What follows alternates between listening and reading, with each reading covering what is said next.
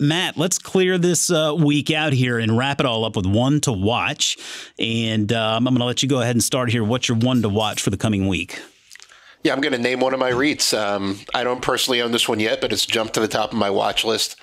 Over the past couple months, hotel stocks have really gotten beaten down. Unlike a lot of, commercial properties, hotels are a very recession-prone industry. And since kind of the whole reason that the market's done what it has is because of fears of a global slowdown or recession. So hotel stocks have been completely annihilated.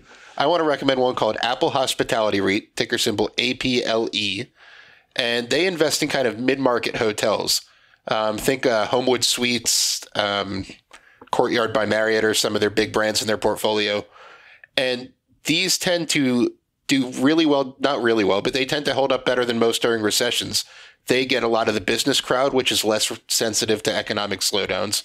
And they also tend to get kind of a trickle-down effect when people who would normally go to a higher-end hotel need to cut back, they go to these ones. Right now, just because of how badly these have been beaten down, this one is yielding 8.2%. And it's well covered by the company's earnings. Even if it takes a hit, that dividend's well covered. So that's one that I am watching right now. And even if it takes a little while for these to recover until we see that, the next recession comes and goes or whatever happens, you're getting paid really, really well to wait. So that's one that's on the top of my list. And now that I realize I have 56% of my portfolio in REITs and financials, I may have to rethink it, but that's definitely one that I'm really tempted to buy right now. That's good. I tell you, I'm with you. I'm going to go a little bit real estate oriented as well, and a little bit different though. And this is partly a tech play for sure, is Ellie Mae. Ticker is ELLI, and Ellie Mae is the mortgage software provider we've spoken about before. This is a really good business that is caught in a really tricky time right now, and the sentiment for buying homes is low. Some complaints about inventory being somewhat tight, prices being a little bit tough, and interest rates starting to move upward.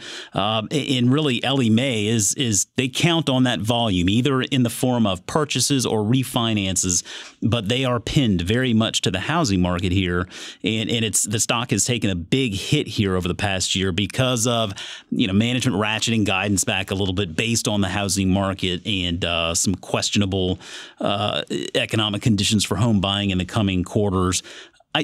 I think that this is the point in time though where you need to be looking at a business like this. It's a good business. It's profitable. It's got strong cash flow, competent management, and it's trading at around 22 times free cash flow today, which historically is a pretty good deal for what we consider a darn good business. And I will say I do own shares of Ellie Mae myself and remain a happy shareholder.